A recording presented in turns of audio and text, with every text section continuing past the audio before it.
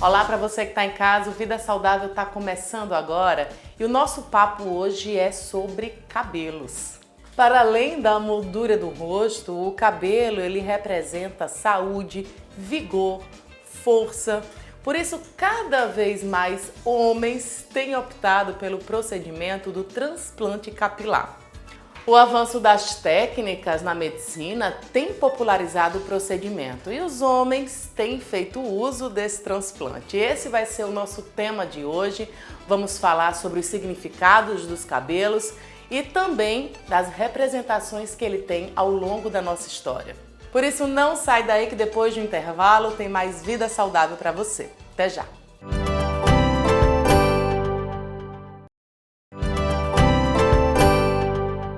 Nesse primeiro bloco eu apresento para você Maikson Silva. Ele que tem 40 anos e pelo menos há uns 15 anos ele começou a perder os fios. E aí não teve outro jeito, fez o transplante capilar. Muito se fala sobre a importância dos cabelos para o arquétipo feminino, mas mais do que nunca a gente tem visto que essa importância também é para os homens. E, afinal de contas, existe hoje em dia os procedimentos de implante capilar. Cada vez mais homens têm feito uso porque não querem mais ter a imagem de calvo ou de careca. Uma pessoa que fez recentemente esse implante capilar, que o Maikson da Silva, ele que é vendedor e disse que não quer mais ser careca. Mais ou menos aí uns 10 a 12 anos que eu já comecei a perder cabelo, né? Também passei por um acidente de trânsito, né? E já tive um traumatismo crânioencefálico na lateral. E aí foi quando eu comecei a sentir essa dificuldade, né? Essa questão de perder o cabelo. Meu pai era careca, talvez seja da genética, né? E a gente começa a ver esses resultados, né? Careca, a gente quando era menor, está com 25 anos, 20 de idade, eu teria aí o quê? Bastante cabelo, era bem cabeludo. E aí, depois desse acidente que aconteceu, né, foi surgindo essa calvície rápida, né? Rapidamente. Depois com o tempo, ela sumiu de vez, né? Fiquei totalmente careca na região superior da cabeça, né? A parte da coroa, que chama-se coroa, na parte de trás também. E teve esses resultados, né? Muito careca. Aí você olhava no espelho e como é que era, Maikson? Não sentia bem, né? A autoestima da gente realmente é um cabelo diferente. A gente vê uns rapazes hoje em dia com charme diferente, o cabelo. E a gente gosta de procurar nosso direito, né? Nossa autoestima lá para cima. Então, nesse momento aí que já comecei a tomar essas atitudes aí, de procurar as clínicas, né? Veio aí aquela luz no fim do túnel. Acho que uns 4 anos atrás, 3 anos atrás, aí começou a surgir, né, essas clínicas fora, na Europa. A gente vai assistindo e vai vendo essas mensagens, esse feedback aí. Então, começou realmente a migrar aqui em Natal, no Rio Grande do Norte. Foi um app muito, muito grande, né? E aí a gente começou a ver realmente esses comentários no Instagram, redes sociais, né, na TV. E aí foi que surgiu essa oportunidade para a gente. E aí como é que foi o momento em que você escolhe a clínica e tem realmente a coragem? Porque, querendo ou não, é um procedimento cirúrgico. A gente, quando começa realmente a procurar, a gente fica com esse medo, né? É um gasto alto, não é um gasto baixo, né? E a forma de pagamento é bem suave hoje em dia, os cartões hoje em dia parcela bem fácil. E assim, a gente tem que passar na clínica para ter essa confiança, né? Tem muitos casos que pessoas que fizeram e não deu certo. E para isso a gente tem que ter esse conhecimento com a clínica, né? Principalmente a clínica que você tem um vínculo, né? Bom, e como é que foi todo o processo, né? Desde a escolha do local até mesmo tomar ali a decisão de fato fazer. A gente às vezes imagina que é uma coisa muito arriscada, né? Mas não é. É uma coisa simples, certo? A anestesia realmente é aplicada no local, na clínica mesmo. Não é necessário ir para um hospital para ter um anestesista. E então, assim, a gente se sente bem seguro com o que realmente eles passam para a gente no feedback, né? Então, essa clínica realmente foi uma das clínicas que eu tive mais, me identificou comigo, né? Pela confiança que ele passa para mim. Então, e aí foi que a gente começou. Depois disso aí, mais ou menos uns 15 dias, aí teve os exames, marquei o dia realmente que entregar para eles, e eles confirmaram comigo realmente a cirurgia. Então, quando marcaram a cirurgia, foi que eu fiquei realmente aliviado, né? A gente fica mais tranquilo, né? Como é que foi a cirurgia? Quanto tempo durou? E como são os cuidados pós-operatórios? Nesse momento, o Maicson, ele está ali com 2 meses e meio da cirurgia. A cirurgia realmente durou muito tempo, né? Assim, eu tive uma parceria realmente com essa clínica. Eu só iria fazer se fizesse realmente tanto a frente, chama-se a frontal, o meio e a coroa. Porque, assim, tem alguns procedimentos que eu já observei que algumas clínicas fazem só a parte frontal e depois de um ano que faz a parte da coroa. Então aí eu não tive realmente essa paciência, né? Porque a gente vai fazer uma vez depois novamente, então fica muito distante e longo. E a gente fica com aquela ansiedade, né? Quer ver realmente o cabelo crescer novamente. Então, assim, a cirurgia eu achei que ia ser mais ou menos umas 8 horas, mas infelizmente foi mais um pouco. Mais de 8 horas. Isso, porque eu negociei com eles para fazer total, né? Tanto a frontal, o meio e coroa também, né? Para não ter outros procedimentos. Ia passar por cirurgia novamente, os exames. Então eu preferi realmente fazer por completo. E aí realmente 17 horas. Dormi muito na cirurgia, né? Dorme bastante, acorda 2 ou 3 vezes aí no momento da cirurgia. Você faz uma alimentação boa, né? Como é que foi o pós? Saiu ali das 17 horas de cirurgia para implantar o cabelo. O que é que veio depois? Olha, o pós realmente é muito desgastante, né? No primeiro dia a gente fica praticamente imobilizado para dormir. Eles dão um kit, né? Que é um travesseirozinho de pescoço, que a gente não pode encostar a cabeça no travesseiro no canto para não tirar o que foi feito, né? E passa realmente uns 3 dias com muito cuidado, dormindo muito ruim. Mais ou menos uns 3 a 7 dias. Você dorme e não dorme legal. É ruim, não é bom, mas aí vale a pena realmente você fazer isso, porque é para o seu futuro, você tá bem, né? Como é que fica a expectativa agora, né? Você está com esses 2 meses, aí 15 dias. Qual o tempo que vai levar até realmente sua cabeleira estar completa e você voltar a recuperar sua autoestima? Olha, Luiz, esses 2 meses aí, acho que vamos multiplicar por 2 anos. O tempo demora. Para desenvolver realmente o cabelo, é um prazo aí de 4 meses, para começar o desenvolvimento bem, para você já começar a ver resultados. Com 6 meses já tem realmente um resultado bem superior. E até 8 meses a 1 ano, realmente o cabelo desenvolve. É onde chega no final do seu tratamento que você está fazendo no cabelo, né, do implante capilar. E a expectativa a gente passa realmente aí muito agoniado, né? A gente perde aquele ânimo, né? Tem momentos que a gente perde o ânimo, tem momentos que a gente também começa a procurar nas redes sociais realmente se aquilo acontece, você acha que não vai dar certo, você acha que não vai sair cabelo, cai tudo, aquele implante que você fez, cai tudo, cai por total. Hoje realmente eu estou na fase de queda, né? O que foi implantado, eles ficam na parte superior do couro cabeludo, né? Eles vão cair, né, novamente, porque tem o cabelo e tem os folículos, né? O folículo se chama aquela raiz que ele pode desenvolver com 2 até 3 cabelos numa raiz só. Essa raiz, no momento que eles implantam na cabeça, realmente, no couro cabeludo, ela não sai mais, ela vai ter um tratamento, medicamento, todo mês eu apareço na clínica, né? Eles dão esse conforto a você para ter esse tratamento durante 3 meses, tudo pago pela clínica. E é o momento que o cabelo começa a se desenvolver depois de 3 meses, né? Quando você encerra-se o tratamento. Então, assim, esses cabelos aí, eles vão cair realmente durante 1 a 3 meses. E depois eles vão começar a desenvolver com 4 meses. Com certeza envolve, já estou vendo resultado, estou muito satisfeito agora, estou começando a ver realmente a realidade, como é que é o tratamento do implante capilar.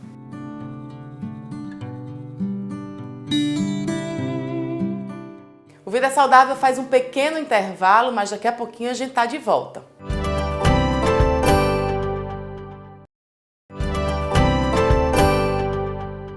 Agora é a vez da dermatologista, especialista em cabelos, Ludmila Corral, explicar pra gente como é que funciona o procedimento do transplante capilar. Para tratar a calvície e a carequice, olha, já existem procedimentos há décadas. Mas de uns tempos para cá, a gente vê a popularização do transplante capilar.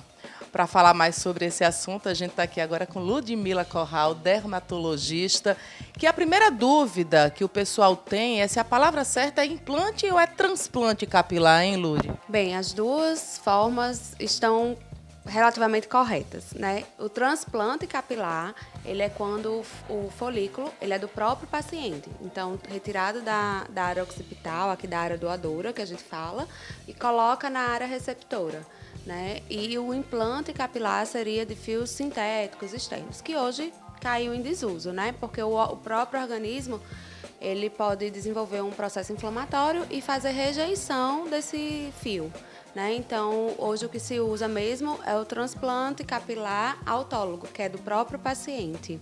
E a gente tem visto nessa popularização, além da medicina ter avançado bastante, ter melhorado esses procedimentos, deixar até mais seguro, a gente também vê uma preocupação maior com relação à imagem, né? A gente sabe que a calvície tanto pode afetar homens e mulheres, mas a gente vê cada vez mais homens, né, empenhados em fazer esse transplante e ter de volta os fios. Muita gente fala assim, é normal ficar careca, né? Não é normal ficar careca, tá? Apesar de ser a maioria dos homens que tem essa tendência, principalmente com o avançar da idade, né? Mas não é normal, porque a gente tem pacientes que não têm, né? Mas cerca de 70% dos homens aos 70 anos vai ter algum grau de alopecia androgenética, que é popularmente conhecido como calvície, né? Então, a primeira coisa que se deve fazer é confirmar diagnóstico, né, para saber se realmente é só a calvície, só a alopecia androgenética, ou se tem algum outro tipo de alopecia, que nós temos vários tipos, né? Então, confirmando o diagnóstico e vendo se realmente há indicação desse transplante, está indicado, sim, o transplante, e hoje é algo que realmente tem crescido muito, né, o número de pessoas que procuram, porque antes os homens ficavam muito nessa, é normal. Só que quando chega na hora mesmo de que ele tá ficando careca, ele se incomoda, né? Ele sempre acha que não vai se incomodar, mas no vamos ver, ele se incomoda. E a gente acaba percebendo que o cabelo tem essa importância, né, para a imagem. Tem sim, inclusive tanto de autoestima, né, do paciente se sentir mais seguro, né, de se sentir melhor com a própria imagem, né, e afetar realmente a saúde mental muitas vezes. Então a gente não é só cabelo, né? Muitas vezes a pessoa fala, principalmente quem não sofre com isso, ela às vezes não consegue se colocar no lugar da outra pessoa. Não. E aí fica muito, só cabelo. Ou uma pessoa mesmo que tenha muito cabelo, mas está perdendo por alguma causa, né? As outras pessoas, mas você tem muito cabelo. Mas a pessoa se incomoda porque ela não tinha essa perda, né? Então é importante ter um acompanhamento, fazer diagnóstico correto e saber que existem tratamentos. E quais são as causas da calvície, para além da questão do avançar da idade? O que é que acontece com o corpo, né, dos homens, das mulheres, que faz com que a gente perca o cabelo? De queda, de perda de cabelo, em geral, existem várias causas. Falando especificamente da calvície, que é a alopecia androgenética, pelo nome a gente já divide. Andro, que é dependente de hormônios masculinos, né, dos hormônios andrógenos, e genético, que é determinado geneticamente, né? Então, o grau de quanto vai ficar, que a gente classifica até um grau 7, que seria a calvície máxima, a gente não tem como prever como o paciente vai ficar, né? Mas, assim, tem mais ou menos, como a gente tem uma ideia, vendo a história da família, vendo outras pessoas que são calvas já na família. E, às vezes, mesmo que não tenha alguém nessa geração, acima, um pouco acima, que tenha calvície, pode ter alguém que já tinha tido, que não foi percebido, né? Então, sempre quando a gente busca assim na história, geralmente tem alguém da genética, alguém da família que teve. Existe contraindicações, no caso, para um procedimento como esse? Existem contraindicações, por isso a importância de ser avaliado por um especialista em cabelo, né, que vai fazer toda a avaliação, um médico especialista, né, que vai saber principalmente essas contraindicações.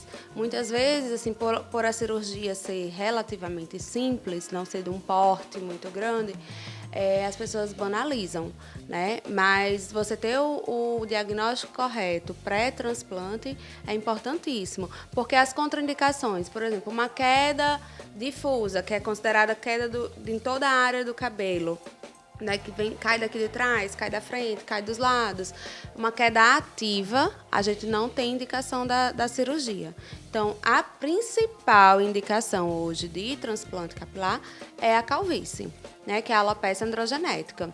Existem causas especiais, por exemplo, às vezes em alguma área de cicatriz, em alguns tipos de alopecia cicatricial, que é aquela que o cabelo cai e não volta mais, né, que tem hoje uma epidemia, que é a alopecia frontal fibrosante, principalmente em mulheres, mais nessa região da frente.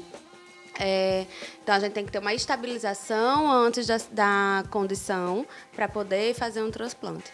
E saber que aquela condição, por exemplo, em específico, o transplante não vai durar tanto quanto, por exemplo, na alopecia androgenética. Na alopecia androgenética, por exemplo, calvície, os fios transplantados, eles não caem. Né? Eles só caem naqueles primeiros 3 meses, que ali é normal, no início cair e tal, mas vão nascer. E aí, mas ele não sofre a ação do DHT, que é o hormônio que causa a calvície. Então, ele não traz a genética. O padrão da mulher é um pouco diferente. Ela não fica totalmente sem cabelo como o homem, nessa região aqui, e ela tem uma distribuição mais difusa. Então, é importante avaliar, por exemplo, a área doadora, essa área aqui de trás.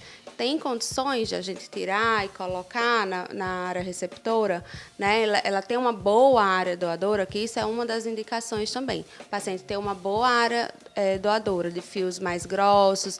A gente tenta pegar sempre naquela faixa onde seriam fios mais permanentes, que não vão ter ação do hormônio para afinar o cabelo. E na mulher isso é um pouco mais complicado, mas também consegue, tá? E hoje em dia a busca de mulheres pelo procedimento está bem avançada, né? Principalmente porque na mulher essa faixa aqui do meio, essa parte mais da frente, ela é bem afetada. Mas antes de fazer o transplante, é necessário também fazer um tratamento clínico, né? De repente ter o acompanhamento de algum medicamento que é para estimular o crescimento do fio. Eu considero, assim, essencial o tratamento antes do transplante, por vários motivos. Primeiro, para você ter o diagnóstico correto. Segundo, para você melhorar a área doadora, que aí você vai estimular mais essa área doadora. Outra parte fundamental é porque o transplante, né, ele vai pegar o folículo da área doadora aqui de trás, vai colocar na área receptora. Muitas vezes, quando a gente olha com um dermatoscópio, que é um aparelho específico, a gente vê que nessa área receptora tem folículos vazios, que estão sem fios, mas são folículos viáveis. O que é isso? Então, se a gente estimular, ainda cresce cabelo ali. Então, o que é que eu oriento? Tratar pelo menos 6 meses antes um tratamento clínico medicamentoso, né, com medicações, para estimular o máximo possível dos seus fios naturais. E aí, quando você vai fazer o transplante, você já está com uma cobertura melhor. O seu transplante vem aqui naquela quantidade máxima que a gente pode tirar. Ele vai fazer uma densidade melhor, então vai ficar um resultado mais natural, porque a partir do momento que você estimulou aqui, quando você vem colocar na frente, você vai precisar colocar numa área menor. Né? Então, você consegue fazer um resultado bem melhor. Por exemplo, eu tenho um paciente que ele já estava decidido a fazer transplante, e aí eu pedi a ele 6 meses de tratamento antes, e se ele ainda se incomodasse, iria para o transplante. Então, a gente fez esses 6 meses de tratamento bem otimizado, né? Ele fechou toda essa parte de cima e ficou precisando só para entradas. Então, o transplante fica muito melhor. Vamos falar então sobre os tratamentos hoje consagrados, que vocês dermatologistas fazem esse transplante. Como é que funciona? Os tratamentos, assim, de primeira linha, continua sendo finasterida ou dutasterida, que são as medicações que são bloqueadoras da enzima 5-alfa-redutase, que é o principal tratamento. Então, esses medicamentos eles vão impedir que o fio afine, né? E aí, depois que esse fio está afinado, existe a medicação que é bem popular, que todo mundo conhece, que é o minoxidil, que ele vai engrossar mais o fio.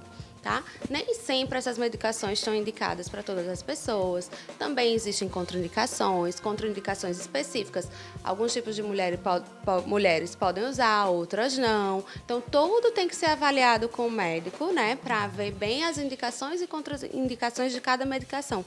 Inclusive do minoxidil, que hoje é usado muito indiscriminadamente, mas ele precisa ser realmente bem indicado. Quanto tempo dura? Como é que é o pós-operatório? Ela pode durar de 2 dias, ser feita em 2 etapas de 2 dias, tá? Até se tiver uma equipe bem treinada, aquelas equipes que já trabalham juntas há 10, 15 anos, que está bem automatizada, assim, ágil, né?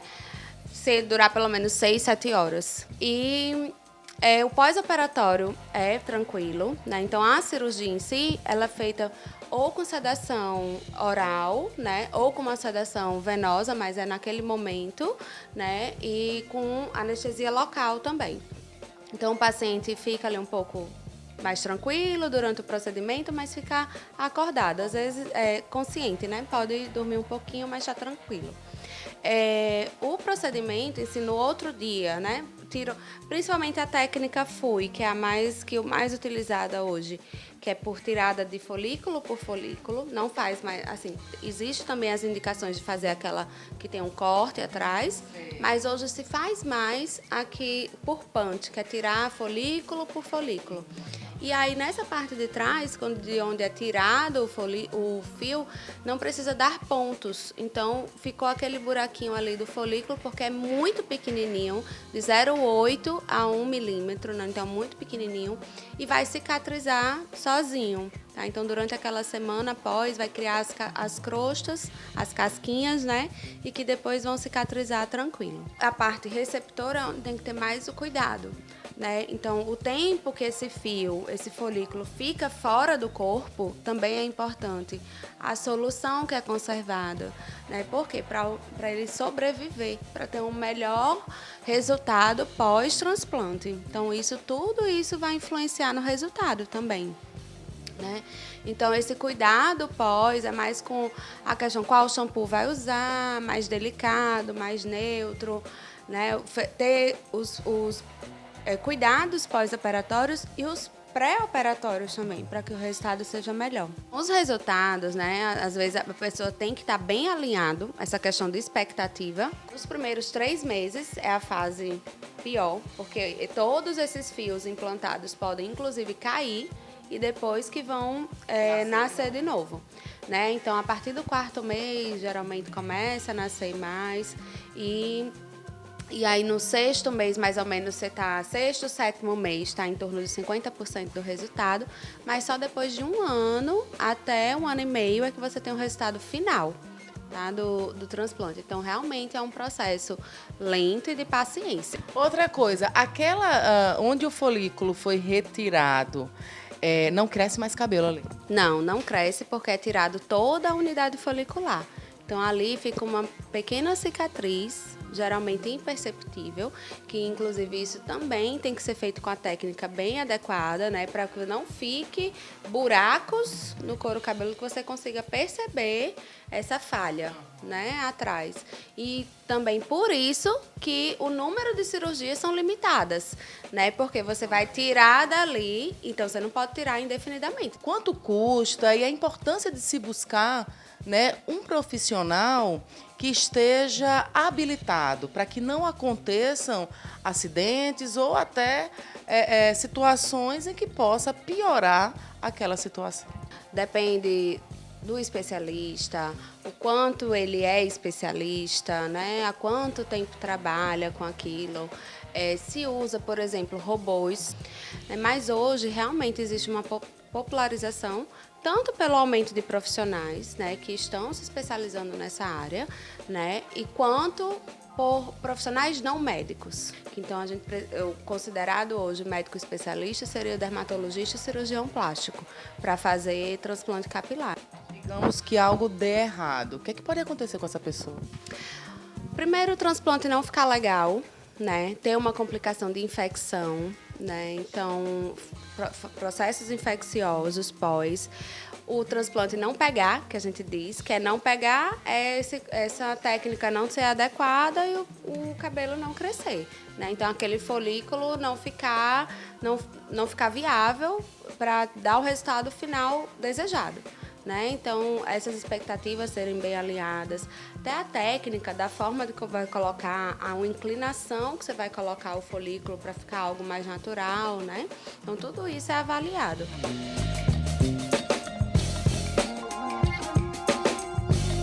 O Vida Saudável não terminou ainda, portanto, não sai daí que daqui a pouquinho a gente volta.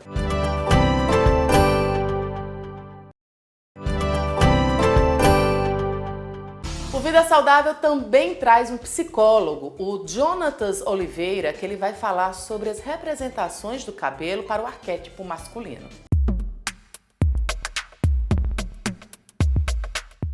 Vou perguntar uma coisa para você que está em casa. Quando você imagina um tipão, um homem bonito, pelo menos aquela referência que a gente tinha aí na década de 50, de 60, provavelmente você lembrou de alguém com os cabelos, né, grandes, esvoaçantes.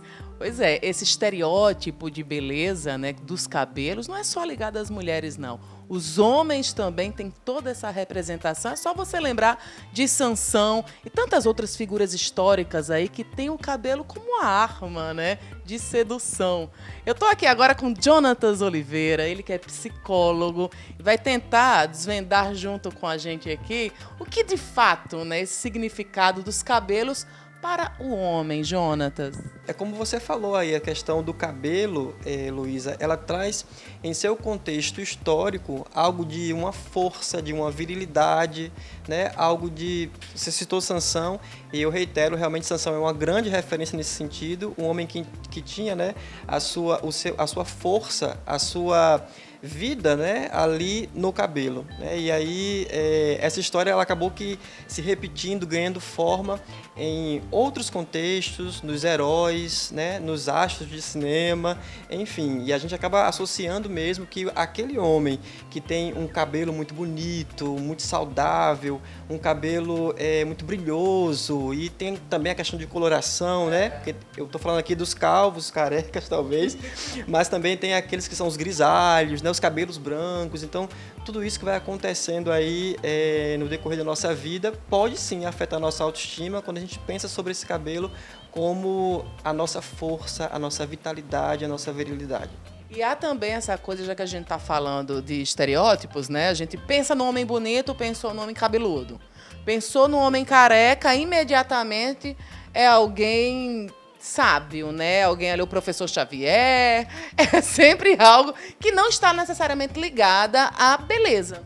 Sim, pode acontecer de aquele homem que está começando a ficar calvo, principalmente se ele tiver, por exemplo, numa idade entre seus 19, 20 e 25 anos, né? Que é muito jovem para isso acontecer, dentro de uma média, digamos assim, ele vai se sentir muito afetado com isso, porque primeiro é uma idade em que as pessoas estão buscando a sua personalidade, buscando fazer aquele seu estilo, né? Então eu posso colocar meu cabelo para o lado, para o outro, fazer um moicano, enfim, fazer uma diversidade, uma porção de experiências com esse cabelo para mudar a minha forma de ser. Sem falar que o cabelo desenha muito o rosto. Então, se eu não tenho aquele cabelo que eu gostaria, ou estou perdendo aquele cabelo que eu já tinha eu acabo mexendo muito com a minha autoestima, né? Então, começo a me sentir feio, começo a me sentir envelhecido, talvez. Posso começar a me sentir sem possibilidades, sem opções. Então, como é que eu vou agora estar no grupo dos meus amigos e ser o carequinha, né?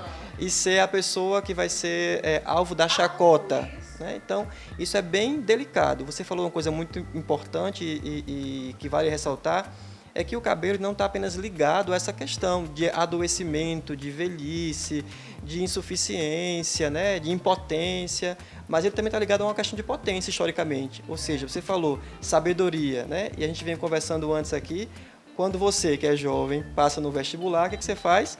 Raspa a sua cabeça. Então, é sinal de que você alcançou ali um objetivo, é sinal de que você, aquilo ali não significa uma doença, mas sim que você foi muito bem. Então, Nem sempre a queda do cabelo, e aí eu vou falar da queda, que é uma questão que acontece naturalmente, ou por alguma questão de química, de doença, né?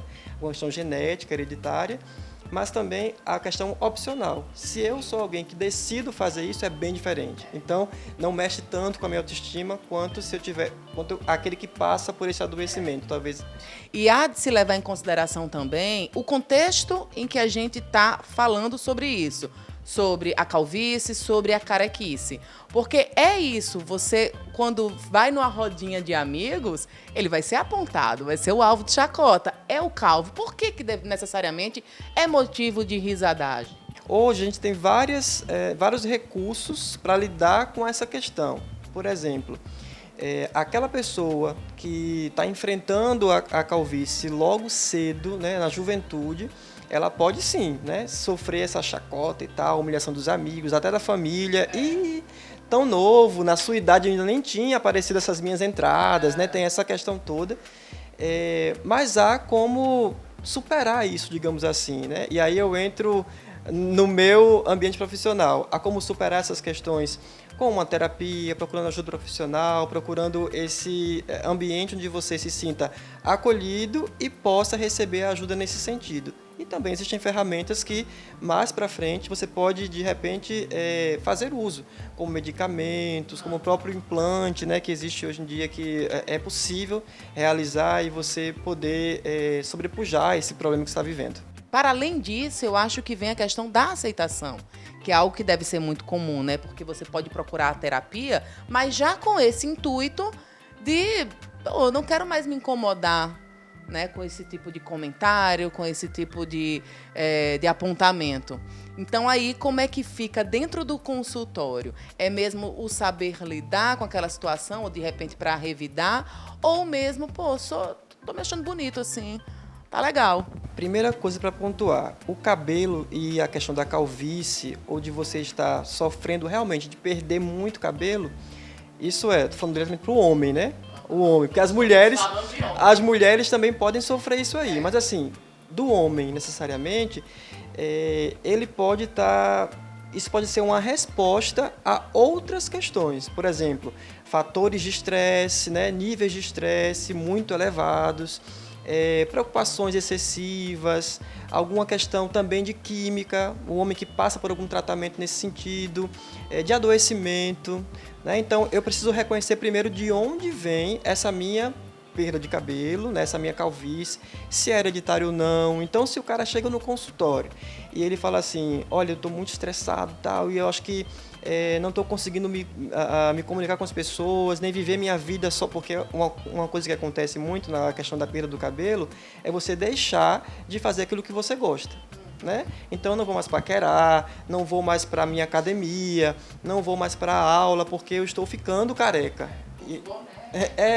Quando dá para usar boné, porque às vezes você precisa tirar o boné em alguns ambientes, né? Então, isso influencia muito a sua forma de viver, inclusive. Para a mulher, né, existem outros fatores aí que são até mais agravantes, mas o homem também sofre isso. Então, primeira coisa é não tratar isso como algo banal, né? Porque é problema para mim ser, né, essa pessoa careca ou essa pessoa calva. Então, se é para mim esse problema, eu preciso ser acolhido. Se não é, eu preciso ser validado, né? Enquanto o lugar de isso aí é dos carecas que elas gostam mais, já dizia a canção. Então, eu preciso encontrar em que lugar eu estou. Se eu estou num lugar confortável, né, com essa minha calvície, perda de cabelo, as entradas, se eu entendo isso como um charme, né? Se eu entendo esse momento como o diferente para mim é bom, ou se isso não está sendo interessante para mim, não está sendo bom, não está sendo realmente saudável e está me deixando com a estima muito alta, muito baixa. Analisadas todas essas possibilidades, o que é que tem que ser feito? Buscar ajuda. Assim, é uma frase, né, que é muito utilizada hoje, mas assim, eu não posso dizer outra coisa. É preciso que você identifique o seu perfil. Minha família, os meus pais, avós, tios, irmãos, primos, alguém também tem isso? Né? É de família? Não, não é. Então eu vou procurar saber de que fonte, né, o que está acontecendo, que isso está sendo vivido por mim. Então, se eu descubro de onde vem, eu descubro para onde eu vou. Então isso é muito importante, você fazer essa busca histórica, essa busca familiar, genética, estrutural, né? Saber de onde vem isso. E aí você vai tomar a sua primeira iniciativa, que é buscar um profissional. Não vá no Google, né? Eu sei que é muito fácil você abrir lá o Google, né? Procurar o que fazer e tal, mas tem fontes, né, que informam que medicações tomar e tudo mais, mas cada tratamento também vai ter um efeito adverso. E é por isso que, enquanto profissional da saúde, eu indico que você busque profissionais qualificados e não esteja colocando a sua vida aí, por mais que seja apenas uma questão de vaidade, entre aspas, em risco.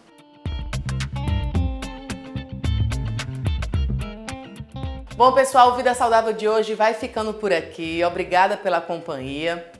Não esquece de acompanhar a gente nas redes sociais, @VidaSaudávelTVAL, ou ainda lá no meu perfil pessoal, que é o @VemCaLuísa.